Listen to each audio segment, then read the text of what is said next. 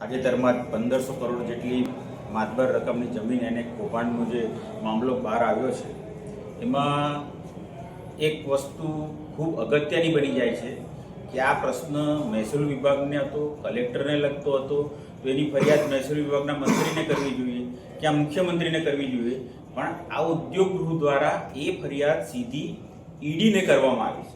એનો મતલબ એક સ્પષ્ટ થાય છે કે મુખ્યમંત્રીની કાર્યાલય હોય કે મહેસૂલ વિભાગ હોય આ કૌભાંડમાં સામેલ હતા ને એ લોકોને ન્યાય નહીં મળે એવું લાગવાના કારણે લોકોએ સીધી ઈડીમાં ફરિયાદ કરી છે।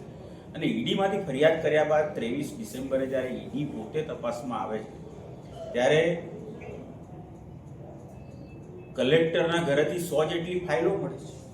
તો કલેક્ટરને ઓવર ટાઈમ કરવો હોય તો રાતના 12 વાગ્યા સુધી એનો સ્ટાફ બેસવા તૈયાર હોય, એને ઘરે ફાઇલ લઈ જવાની ક્યાં જરૂર હતી?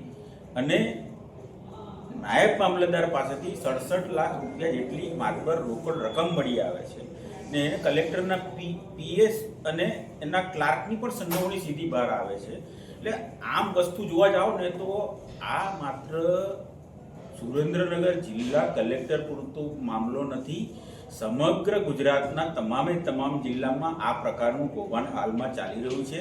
કોઈ પણ જમીન તમે એને કરાવવા જાઓ એટલે સ્ક્વેર ફીટ દીઠ રકમ નક્કી કરવામાં આવે છે। સ્ક્વેર ફીટ દીઠ રકમ નક્કી કર્યા બાદ એનો હિસ્સો ભારતીય જનતા પાર્ટીના સંગઠનને પણ પહોંચે છે, ભારતીય જનતા પાર્ટીના પદાધિકારીઓને પણ પહોંચે છે અને મહેસૂલ વિભાગ સુધી અને મુખ્યમંત્રી સુધી પણ આની બટવારો થતો હોય એ રીતે આ કૌભાંડ સમગ્ર ગુજરાતમાં ચાલી રહ્યું છે।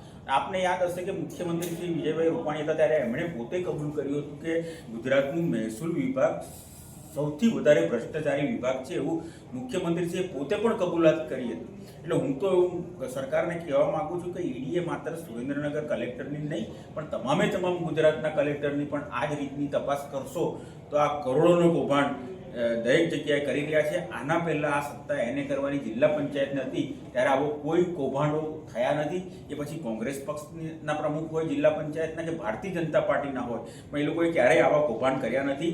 પણ આ તો મનસ્વીપણે સેન્ટ્રલાઇઝ ભ્રષ્ટાચારની સિસ્ટમ સેટ કરવા માટે આ કલેક્ટરને સત્તા આપી છે અને આમાં હજારો કરોડનું કૌભાંડ સમગ્ર ગુજરાતમાં કલેક્ટર મારફત આ ભારતીય જનતા પાર્ટી કરી રહી છે।